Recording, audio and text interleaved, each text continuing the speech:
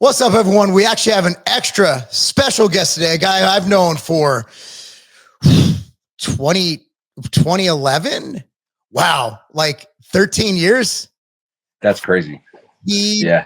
Oh, and you still look like you still look really young. What the hell happened to me? Guys, it's Yucky Lobliner. Most people know him as that. Chris is his actual name. I didn't know your real name till like a year in. I'm like, I thought your name was just Yucky. You probably just found out like a few weeks ago because when you stayed at my house. Instagram has you. You know what it was? Recently, I started getting a lot of those messages like, "Hey, I didn't know your name was Chris or whatever," and I was like, "Wow, that's so random. Like, why now?" And it was because like I wanted to do like the whole like Instagram confirmation thing for my name or like whatever, like I don't know what they do, but they basically ask you to type your real name in there, and so I put it in there. And didn't think much of it. And I was like, damn, it's been like probably 2 decades and people still actually think my name is Yucky. That would be a dope name. Yeah. I wanted to name my youngest Thor, but my wife kiboshed that. I'm still mad at it. Like, that would have been the dopest name ever. Like, you're the god of thunder. Oh, dude, yeah. That's not even, like, nowadays, that's like pretty normal, I would say, for a name. It is.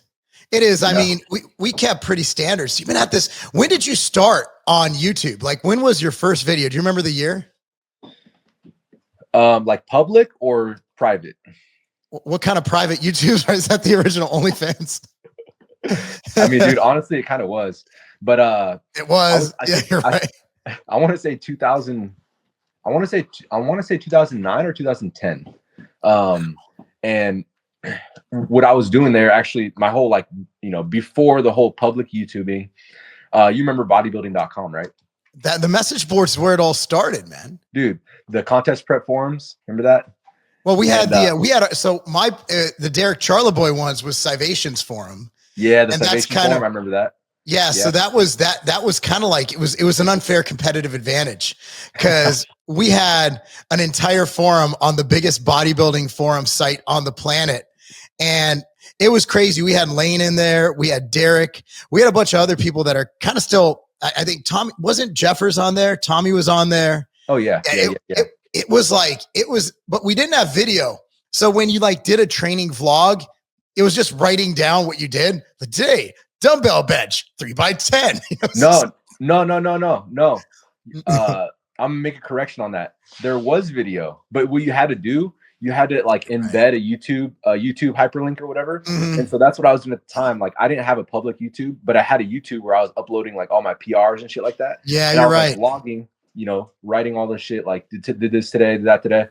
And for the viewers who don't know what the fuck this is, because we're getting so old now, like they must be like, what is a forum? What is a forum? Exactly. It's basically like a, like an online community. It's almost like kind of like Reddit, would you say? Kind of, sort of? I would say it's almost exactly the same format as Reddit, except I found it easier to navigate than Reddit, right? Like it was so dope. You had different, remember the MISC? Did you ever go in the MISC? Oh yeah, 100%. Yeah, when I was depressed, just lighten me up immediately. You know what I mean? The MISC was wild. It's still famous. I think that's where trolling originated on the internet. No, literally. I actually think it is. That might be the like where trolling was created, because remember the troll face? Oh yeah. That was us. Dude, yeah. That was our industry.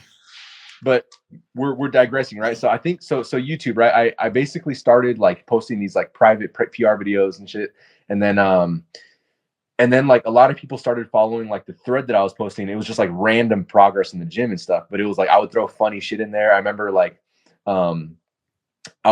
people would be posting like their progress pictures and shit. And then like I would just throw on like some tidy whities and like pose on my bed and like post that as my progress picture and shit.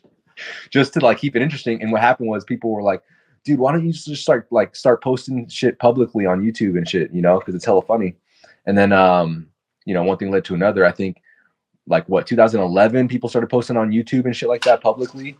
Yeah, that was when I started my channel, 2011. That's when YouTube kind of began, so to speak. That's when, but when I started there, it was the Hodge twins, Louis Marco, and Scooby. That's all I remember in the fitness space. Scooby still does videos. Twin muscle workout, or what was it? Yeah, it was Twin Muscle Workout. But before that, they had the Hodge twins, which was just kind of gossip, kind of similar to what they do now, but now they're more politically oriented. And the Hodge twins were always funny as shit. Those guys, they're so good at what they do that they literally went into a bigger market and succeeded there. They were take their personality and go from like going to the gym, talking about creatine, to talking about political stuff and culture. I mean, these guys are just so talented at what they do, and the way they interact. You can't do that unless you're someone's twin. Like, jacked, they're good looking. Like they could do whatever they want. They'll be successful. You know what I mean? Those guys. No, for sure. Shout out Hodge twins, man. No, those guys. Since way back, like, and it's one of those things where like you can't fake that kind of energy, and you can't fake that like real humor. You know what I mean? Like you either have it or you don't, and they were born with it. All they got to do is like talk to each other, and it's hilarious because there's no filter. They never gave a shit about anything. Remember? And I remember, dude, like I was with them. It was like a Gymshark event in Ohio or something like that at one point. But I was there with August too. And all I remember is like one night, it was like after the event, and like we go back to their hotel room, right? I should probably just leave that story right there and, you know, let the audience. What happened in the hotel room? No, I'll complete it. We were just like, we were just sitting there, right? And just basically bullshitting, talking. But I've never had a situation where like literally all four of us were crying, laughing until like 4 a.m. Literally like tears down our face. Like people think these guys are funny, like on video. It's like next level even in person. And so now I can see, like, I think they do like comedy tours and shit like that in person, right? Or they used to or something. They were for a while. I don't know if they've done it. I know they got their podcast studio set up. They moved to Vegas, but we used to hang out all the time because they lived in Virginia and I lived in North Carolina. So it was like a 3-hour drive, and we'd hang out, do videos. Like we were some of the first fitness channels to collaborate. Like it was kind of cool back in the day. Like when you started YouTube Fitness, that was the hate. I don't think it's just right now. It's just not what you don't have the personalities. I know you got Doucette, you got more plates, more dates, but like back in the day, like we had we started with the Ian McCarthy. Like he was the original hater, right? Remember him? Yeah. He went at me, and then Blaha, he's still doing videos too. Yep. Blaha's doing these I had no idea. I thought he would have died by now or something. No, he's working out in this, like, it looks like it's a garage or a basement, and it's really awkward to watch. But yeah, he's still doing it, man. Blaha is still, dude. I remember when he used to make the ammo, and he's just talk shit about people for like an hour. Dude, he would say he made up the wildest shit about people. People actually thought that I fornicated with a goat because of him. Wow. Might or might not be true. He was on that kind of shit. Like that's what he was doing. Dude, he would say whatever he could to get views. It was fat. I'm not mad. Like that was the game. Like the YouTube game, people are like, oh man, there's so much drama in YouTube, bro. Remember Ogus and Jones? That was my favorite because they weren't really taking it seriously, but I think they were. Like, oh, dude, like I 100%. Like I was in the middle of that. Like I was the middleman, like seeing exactly what was going on. It was the funniest thing because the way you put it is pretty much dead on. Like the bottom line is like both these guys just have like lifting in, you know, just in their DNA, right? They just absolutely love it. You can relate. I can relate. We all kind of have that too. But great physiques. You know, great personalities on YouTube. Both had like just growing YouTube channels at the time, which, by the way, it wasn't nearly as saturated as it is now, right? Like so much easier to grow. There was probably like 5 main YouTube channels back in the day, so you can imagine. And they had this journey they were going on. They were just, you know, they were killing it in the gym. You know, aesthetics was what it all was about. And then there came this idea, right, to have this kind of, I don't know if you call it just like this kind of, you know, entertaining internet beef to, you know, compete against each other. But at the same time, like if it was actually going to go down, it's like you actually got to be the one to put in the most work and actually, you know, come out on top. So there was this dynamic of like, oh, we're just fucking around, like business purpose, you know, entertainment. But then like there was this other like kind of quiet side of like, like I really will fucking beat you on stage. So what's funny is you were on over there with Ogus. Chris at the time was my business partner. Oh yeah. So And he still is. And That's I funny. remember I'm like, Chris, are you all right, man? I'm like, are you gonna be good? He's like, How was it no, from your man, it's all perspective, good, man. So you and I were both inadvertently like dragged into that. And I actually had a couple videos about it. And it was like riding the fence. It was just for clicks, right? Like when you're doing those drama videos, people are like, you only do drama videos. Yeah, they get like 10 times the views. Like I can sit down and talk about how to do a concentration curl all day long. Nobody cares. But as soon as I'm like Matt Jones, yeah, they had a baby, Matt Ogus and Chris Jones beefing. And then people are like, what? And everybody did reaction videos on everybody's reaction video. Yeah. It was wild. Like, dude, that was the heyday of YouTube. And then Jerry Ward came into play. Big J. Remember Big J? Big J. What he's up to right now. I haven't talked to Big J in a long time. I see him kind of like, I see some random comments here and there, I think on Instagram. But man, to this day though, like Chris Jones was never seen on stage. Did he do one show? I think he did one. Maybe he did, actually. I think he did. Maybe you're right. Maybe it's my brain playing tricks on me, but I'm pretty sure he did. And I mean, Chris is just, man, he just has those muscle bellies. He's like, he could be 175 and look 220. Like he's just got such. I mean, isn't that pretty much what he is? Like, is that pretty much how it is? I think he bulks up to like 190, and that for him, that's huge, right? Like that's fat Jones. Shit, really? So what is he on stage? I think he was in the 170s, if I'm not mistaken. Damn. But Matt's the same way. Matt's been, I don't think he's ever been above 6% body fat. He chugs olive oil and he just gets more abs. It's really weird. Like the genetic component of it is wild. Did you've competed? When's the last time you competed in bodybuilding? 13. So it's been 12 years. The last time I was on stage was when men's physique didn't even exist. Wow. Would you have done men's physique? No, fuck that. Why not? Legs, man. Legs. I need to show. You know what I mean?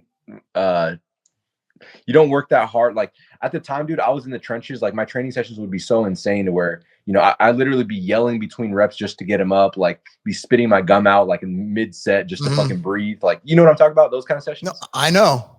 You know how it is. Yeah. And so I was like, dude, there's no fucking way. Like, even if it, you know, men's physique kind of, you know, you show the little teardrops and stuff, I guess now. But there's no way, dude. Like, I want to show like veins in my fucking upper quads, you know, like that was the thing, was just conditioning, you know, taking pride in that. Glute striations, all that stuff. I think YouTube Fitness really put forth the glute striations, like shredded glutes. If you competed and you were on YouTube and you didn't come in with shredded glutes, you'd be blasted. Like, he's out of shape. He's out of shape. And then everybody reaction videos to the reaction video. So you literally, just to keep up with everybody else on YouTube, if you did a show, the stress to get glutes is just through the roof, right? You have to have shredded glutes or else no one's going to listen to you. Oh yeah. Who are you? Oh yeah. How do you not have shredded glutes? And the funniest thing is you could be like literally just peeled everywhere else. But then if there's like a crease in your glute, then you're fat. You failed. You failed. You might as well just get off of YouTube right now. No, 100%. Delete your social media. Like you're like, take on something else. You know what I mean? But we all competed back in the day. That's the thing. Like, it seems like everyone was competing. It just seems like everybody was always getting ready for something. There was, because back then, I think it also helped. We all had some kind of vlog for our prep. And back then people watched them. So you could literally film yourself eating every day and get 100,000 views. Dude, Matt Ogus 101. Like, yeah. So I think that's why he got so popular early on, right? Was because the relatability factor. And it was literally like, he would just hold a camera and like sit on the toilet and be like, yo, just woke up, like about to take a shit. You know what I mean? And it was so relatable. So that's why when like we would go to expos and shit, like early on, right? There'd be so many people there and it'd just be like, bro, like, I can't believe there's no screen in front of us right now. Like, I just feel like I know you. I feel like, you know, people literally, and it was no longer about like, just kind of like that differentiation between like normal person and like celebrity kind of thing. It was literally just like your bro that you just finally got to link up with kind of feel. You know what I mean? Yeah, I'm sure you get that a lot. I get a lot too. Like, I feel like I've known you for years. Like, oh yeah. I have no idea who you are, sir. I've never met you. I've never done this. Right? So when you started in let's say the fitness world, like how did you get to fitness? Like when you, how did your life take you from just normal Chris to online Yucky? Like sex icon, all that. Yeah, exactly. So high school, dude. So I'll run through the story real quick, but high school, junior year, basically up until junior year of high school, I was built like a donut. Like skinny fat, just nothing, like no strength, no nothing. Didn't, I played a little bit of soccer, but that was pretty much it. And then my buddy, star linebacker for the football team, was like, "Hey, come out and try out. He was like peer pressuring me to do it. And I was like, dude, I don't know fucking anything about football. Anyway, I go out and I get the most humbling experience ever, right? Like I'm getting outran by the fattest linemen that look like bowling balls. I couldn't do a bar dip. I almost ripped my shoulders out of their sockets. I tried to, they were maxing on bench, and I put 25s on each side, and it almost decapitated me. It was horrendous. I put the bar on to try to squat it with no weight on it, and the knurling just like literally made my back bleed, and I just like took it off. So that was just like a fire under mass. So then that summer I got my first ever gym membership. I'm like, fuck that. I'm gonna get abs. I didn't know what I was doing, so I was on the treadmill every day doing bicep curls and treadmill because I was and sit-ups. That's all I knew, and I got abs, right? So then I went into senior year as this cocky kid. I had little abs. I was skinny. I didn't wear a shirt half the year, and I mean that's when the sex icon thing started, right? Because that's when I knew. That's when everybody knew. And then that year, actually, I was so about the fitness stuff that the gym I was training at, the fitness director came to me and she's like, "Hey, why don't we get you on the squad? Like you take your fitness more seriously than the rest of my trainers here. Like we need to get you on as a trainer." And I was still in high school. I was like, fuck it. Like, she's like, "I'll pay you for your certification. Let's make it happen." No. I was like, okay, cool. So we do that, become a trainer, start just literally dive in, start getting experience with all these clients. And then, one thing leads to another. I'm taking it more serious. I scope out like goal physiques. I don't know if you remember Robbie Sardinia. Does that name ring a bell? The name does ring a bell, but I can't put a picture in my mind. So it kind of looks like Superman, tall, dark, and handsome kind of guy. He was Alberto Nunez's client way back in the day. That's where I know the pro name. Bodybuilder. Yeah. Okay. So I basically made that connection for 3DMJ, linked up with Alberto Nunez of 3DMJ in person. He looked at my physique. He's like, "Yeah, you can compete." He gave me that reassurance. So we just hopped into a contest prep, and that's when I started bodybuilding. And one thing led to another: the social media, the YouTubing, then the sponsorships, the Gymshark stuff, and then it was just I was coaching in person from 06 to like 13. And then that's when we really started like, catching rhythm with the LOA thing, which was the business that we started with August. And in 2013 was when I just left the, companies writing my paychecks and just kind of dove all in on the online training and just sponsorships and just not even knowing what the fuck we were doing, but just doing fitness events and just hustling and just making it happen. And a lot of times you don't need to know what you're doing. You just need to do something. I think a lot of people just lack the initiative to just do it. Like go do something, be productive. And dude, you pretty much did it. You're like, dude, like you got that opportunity. Hey, want you to train here. You're like, all right. You just took that opportunity. A lot of people will procrastinate. They'll put it off. And then people wonder why they're not successful, right? Like you're not talking about, I went, I got in this prestigious university and then I got my master's degree. I worked on my doctorate. You're like, no, I had opportunities and I took them. And a lot of people get opportunities to improve their life. They just don't take those opportunities. They just let them go by. Like, I'll do it next time, or no, not right now. It's not the good time. I always tell people, take as many opportunities as you can until you run out of time. A lot of people are just lazy and complacent. It just seems like you were always like, yeah, I can do that. Yeah, I can do that. That sounds good. That sounds great. Yeah, I'll make it happen. Oh, here's an opportunity for a sponsorship. Yeah, that sounds great. Let's do it. And then you might not take the biggest, it's not enough money, but you're like, what if I earn my way up and I prove myself and I get more and more and more? And it seems like you just earned your way through meritocracy. You just worked your ass off.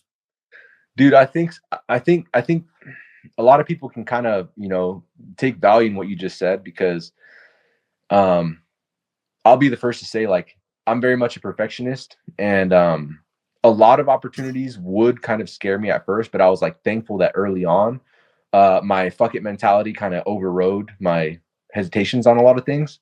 And so I would dive in on things that like you said, I didn't even really know what the fuck I was doing. But I said, dude, what do I got to lose? You know what I mean? Like, Yeah. What am I going to lose? Like, once you ask yourself that question and actually realize that there's nothing to lose, then you get into the whole, like, let's dive in, let's make it happen. And so that's pretty much what it was. Like, get involved with, companies you believe in, start businesses, let the business guide you rather than you thinking you have to know the whole fucking, 5-year, 10-year plan of it.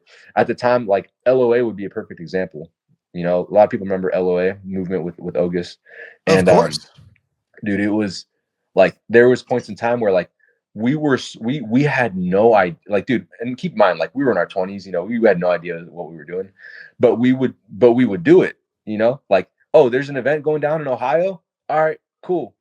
We would just hit up our friends like, hey, can you guys fly out with us to Ohio? We're going to, get the hotel. We're going to do this trade show, the Arnold, or like Vegas, the Olympia. Like, all right, cool. Let's go to our stock, load up a fucking work van and just fucking drive to Vegas and get a booth and see what happens. You know what I mean? That's crazy. So it's just, these things aren't fancy. They're not hard to do. It's basic ass shit, but it's just getting up and doing it. Like you said, I think you're probably very much like that too, right? Like, you just go. And a lot of things, like, even if only one thing out of 10 sticks, if you're in motion and you get that one thing here and there and here and there, like, in the grand scheme, you're going to be winning. Oh, absolutely. There's been times where I've been like, hey, let's start this. Cool. And I'll just start working without even really knowing and it's probably not the best thing to do, without even knowing how the pay structure goes. I'm just like, cool, let's go. And then they're like, oh, well, you already did all this. And I know that a lot of people are, very cautious, but my theory is always like, until they prove you wrong, trust them.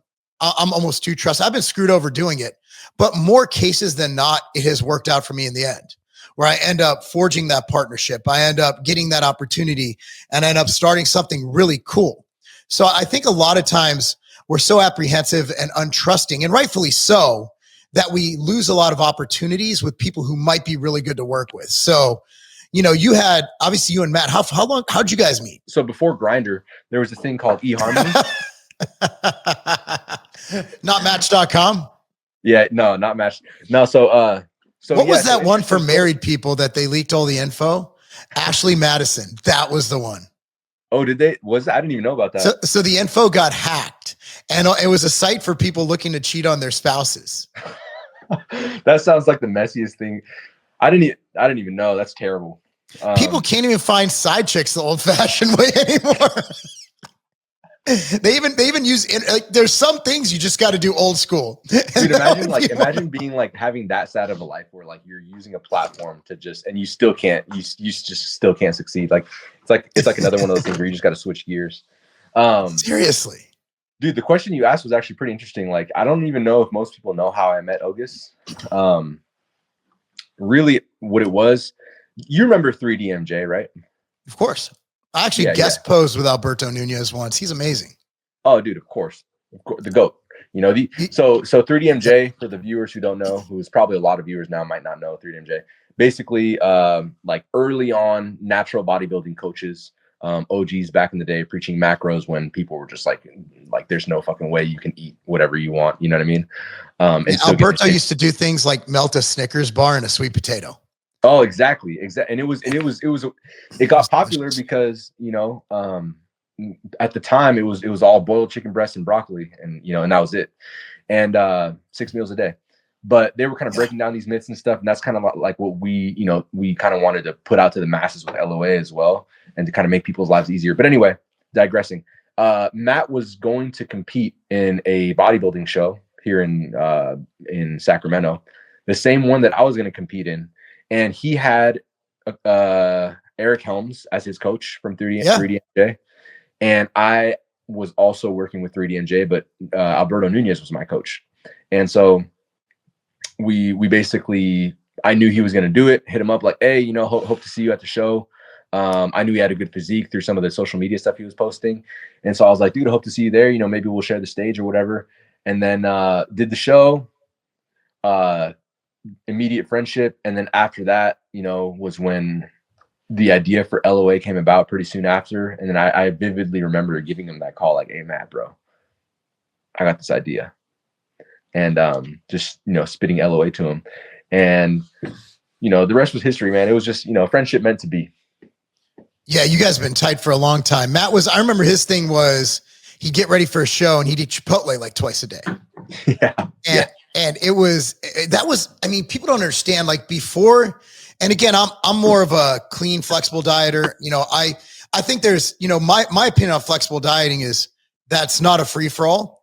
That just means that you can fit a cookie in. You don't have to deprive yourself, right? But you still, you can lose weight eating butter and Twinkies, right? But you're looking at what are you looking to get from food? Are you looking to get macronutrients, micronutrients, overall health? So yeah, I'm a macronutrient guy, and that's why, I get in fights with the carnivore guys all the time because like calories don't matter. I'm like, I thought we proved this with Alberto. Not only did Alberto say that, and they had data, but dude, when people look up like who's been the most shredded, natural, enhanced, you name it, like every one of those guys, me included, and I'm mostly a flexible dieter, man, we get more shredded than all the guys who eat the chicken and the broccoli every meal or the set things. Like, you have to understand, like, flexible dieting was put a stamp of approval by the fact that people doing it simply got more shredded. Like, yeah, you can't deny that, right? No. Alberto was inside out, August just competed, and did well in a non-tested show. It's like, yeah. So you get into that and you just look into it and you're like, wait a second, this sounds like bullshit. Like they're eating Rice Krispies, but what the hell is that? Because Alberto I still don't think I've seen someone as shredded as him on stage. Like, his glutes were just like dry and it looked like he was taking diuretics and doing all the hardcore drugs, other than the fact he was like 150 pounds, right? Yeah. People don't know. He looked a lot bigger, but like if you saw him in person and you put him next to like a drug guy, you'll be like, okay, now I get it. But when you see the photos, you're like, okay, that's insane. That's absurd. And I think it kind of changed the way bodybuilders diet. Dude, because like when it comes to natural bodybuilding, right? Like Alberto Nunez, right? You would say he's in that category of just, he's a professional natural bodybuilder. He's also like legendary in the sport of natural bodybuilding. Yeah. And so when you look at him, right, you look at, his conditioning was his thing, right? That's what he was always known for. And then you start to realize like, okay, that comparison about putting him next to like a mass monster, like a drug guy, whatever, like natural guys don't have the luxury of banking on size. You know what I mean? Most natural bodybuilders, even elite ones, if you see them every day in their clothes, you're not even gonna like, you'd look past the fact that they even bodybuild, right? Yeah. Whereas like you walk by like, Phil Heath or something, like you know they bodybuild, you know what I mean? It's different. So with that being said, what do you got? Conditioning. Like, what are you going to do to make yourself stand out on stage? Conditioning, right?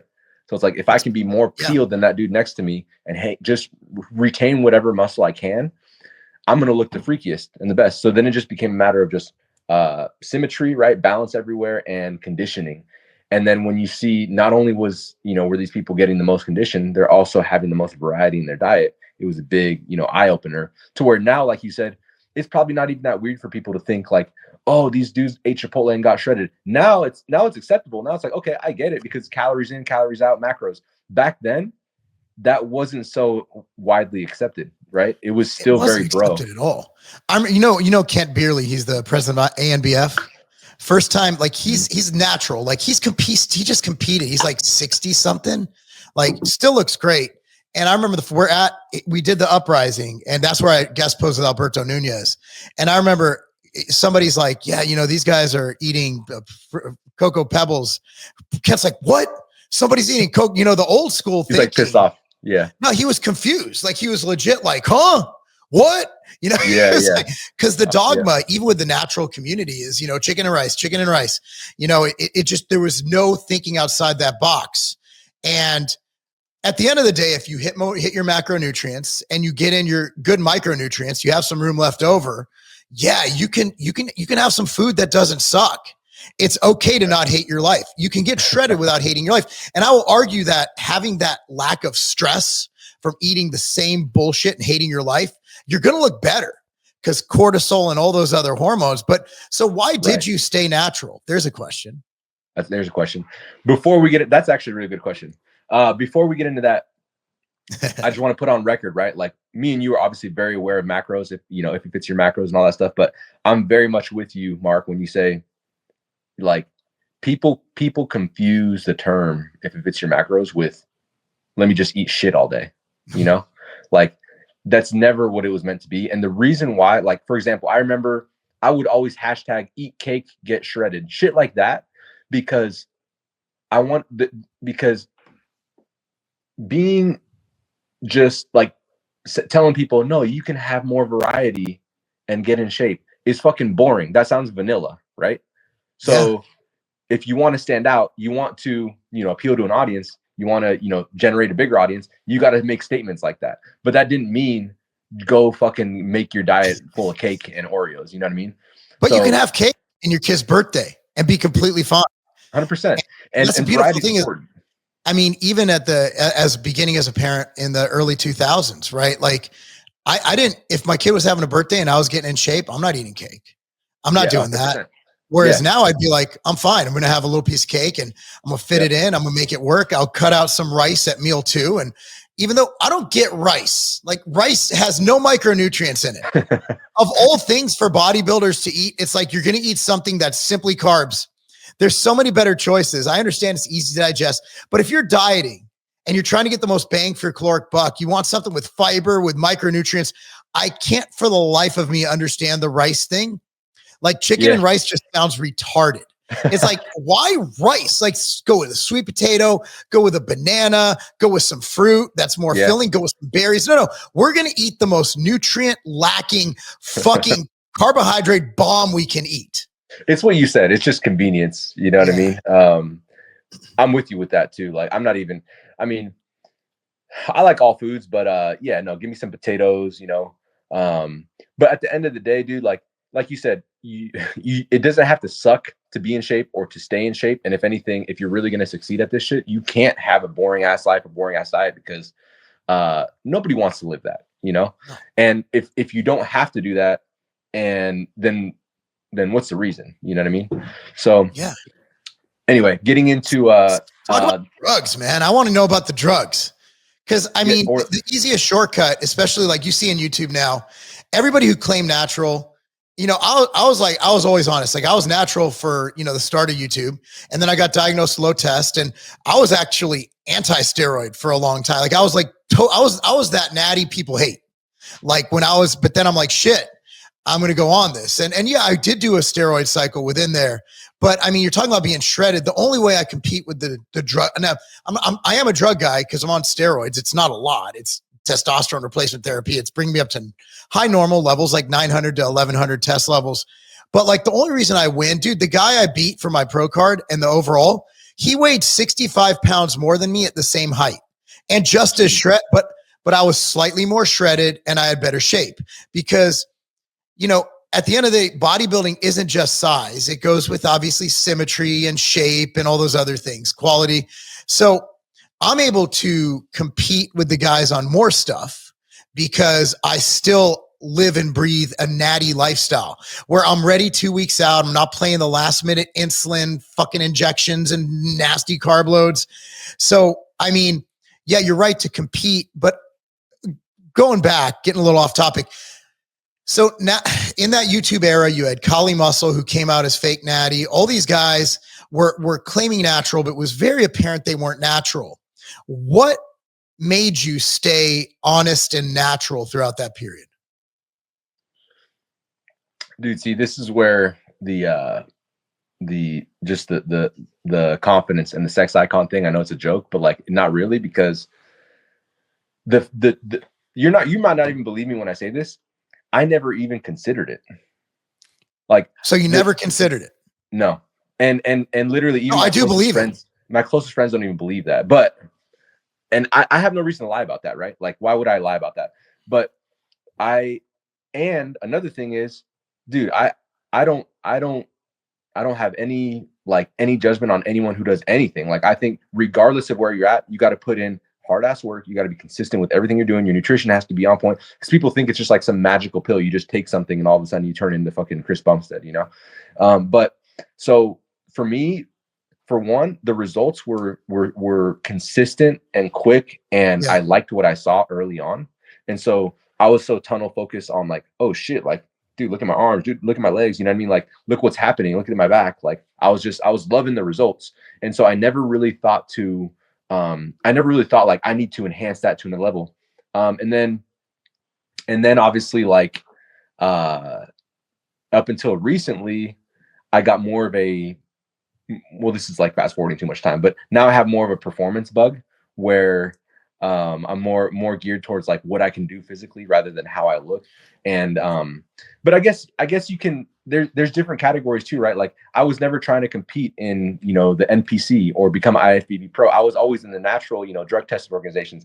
And so there's a level playing field, and there's still a high level you can reach.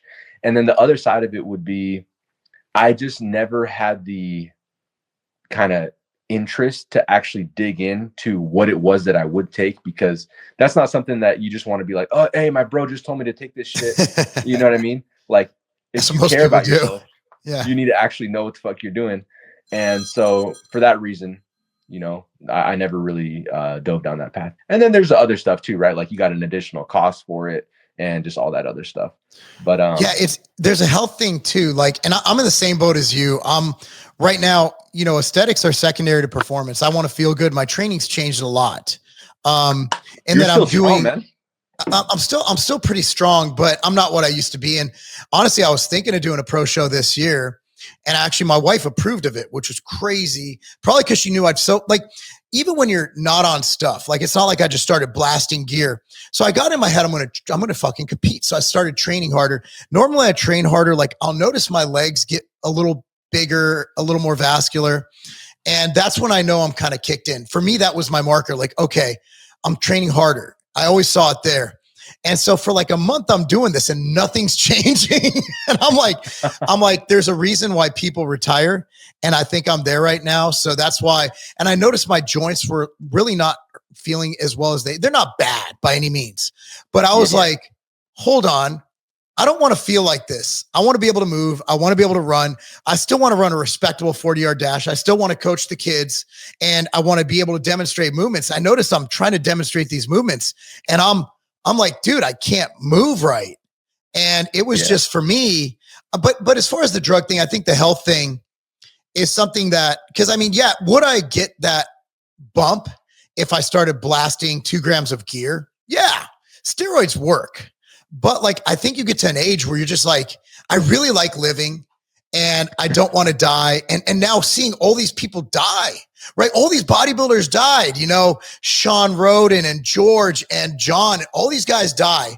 And they're all like, we know these people. Like, I don't know if you ran in those, but like, I knew these guys, like they'd come to my charity events. And it was like, seeing that was a wake up call that, you know, steroids are not everything that's awesome, has a consequence, has a reaction to it. And I think the abuse of steroids, and I'm saying abuse, I do think there's therapeutic usages for steroids.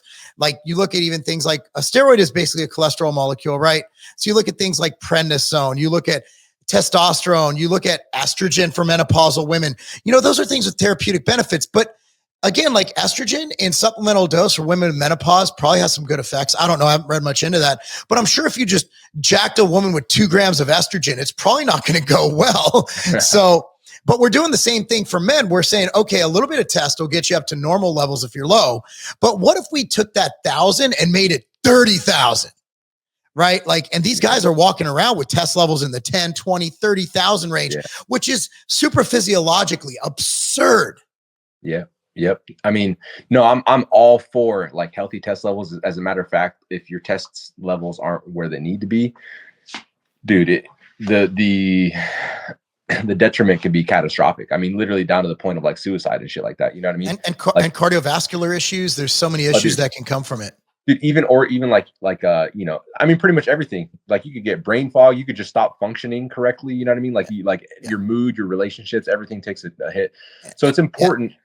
You know, to have those levels. But dude, I'm glad you saw it that way. And that actually brings up another good point of like, we're definitely a little older than the new generation, and there definitely comes a point where where you start realizing, like, dude, I got other shit to live for. You know what I mean? Like, I got kids. Like, me and you both got kids and stuff, and yeah, we're blessed, aren't we? Your so blessed. Kid's great. You have a good wife. Like, why would you jeopardize not spending more time on earth with them, right?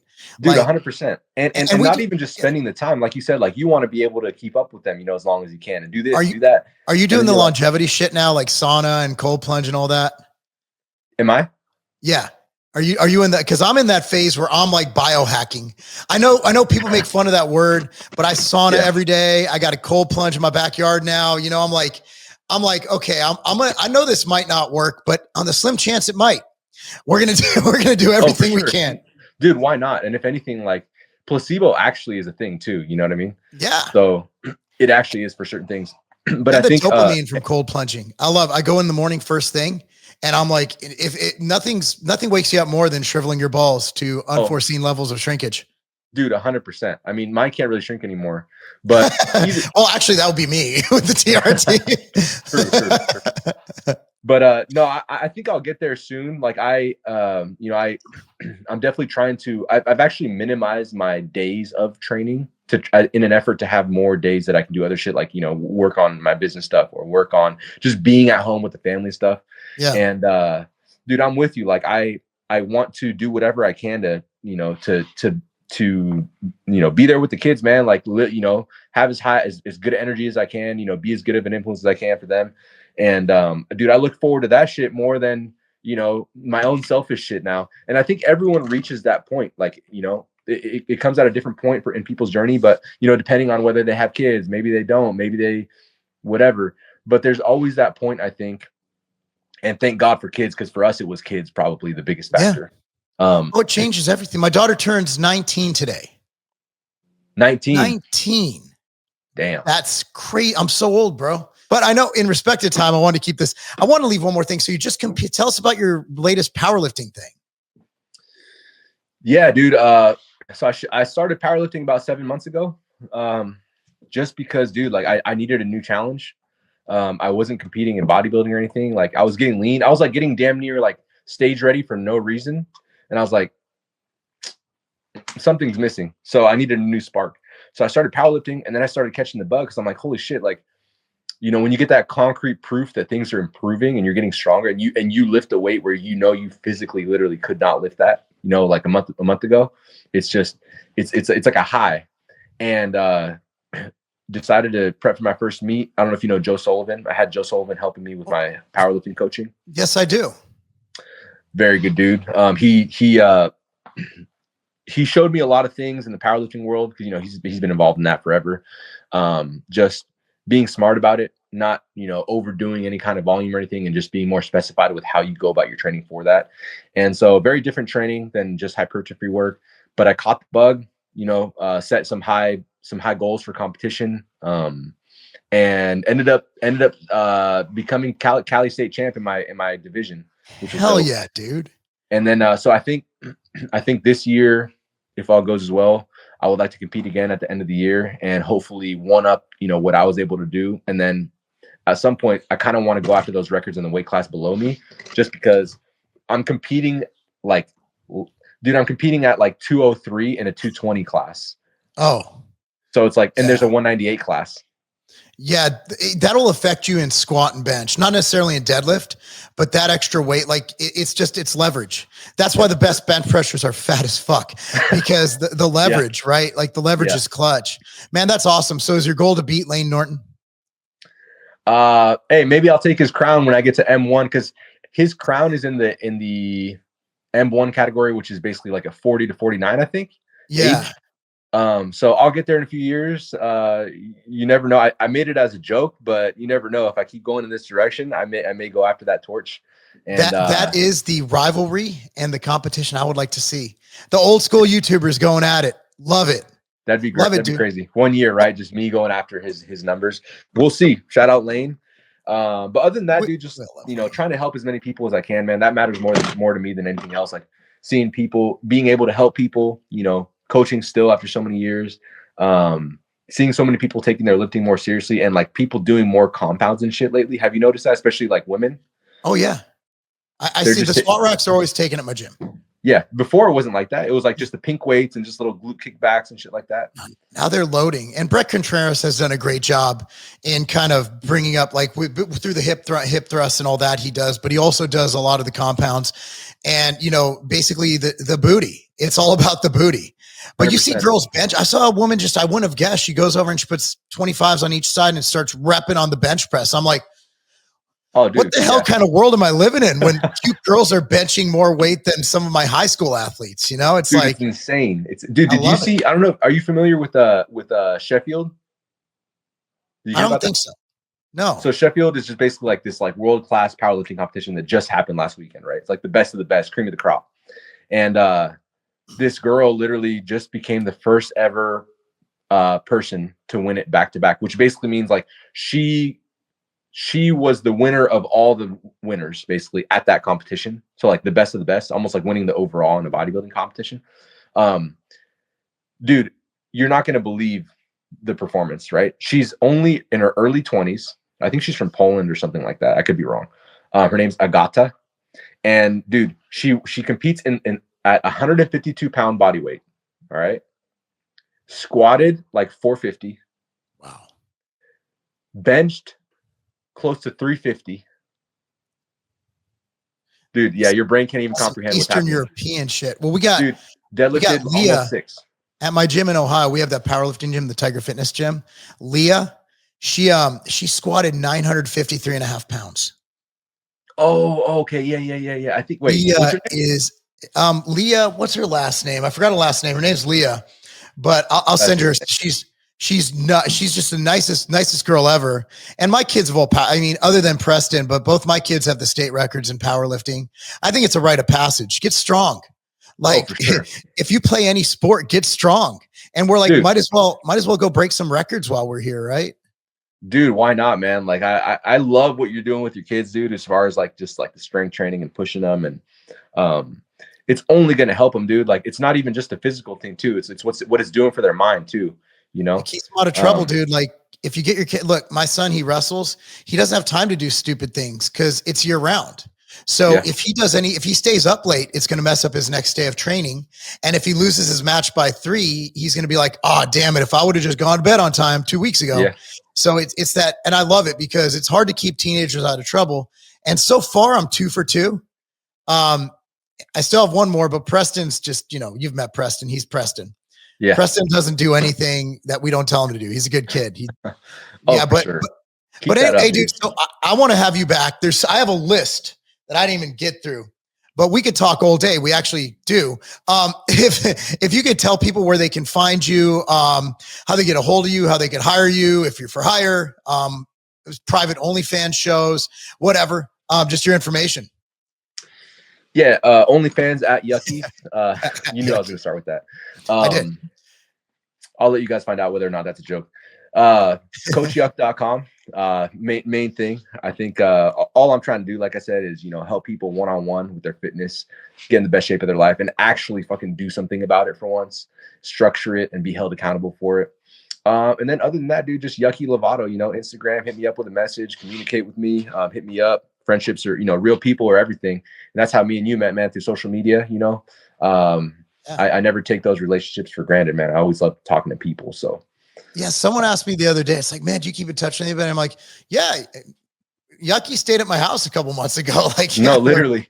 We're I mean, we still talk, we're still friends. And dude, Kels actually wants to go back to Tennessee. Can you believe it? We got to get you out here, man. We need we need you in Tennessee needs one more for the team. There's some real ones out there, man. We'll chat on it after this call for sure. All right, brother. Well, I appreciate you. And guys, be sure to follow him. Thank you so much, everybody, for watching. Be sure to like this video, subscribe to this channel, click the notification bell, and of course, follow Coach Yuck. And we'll see you guys next time.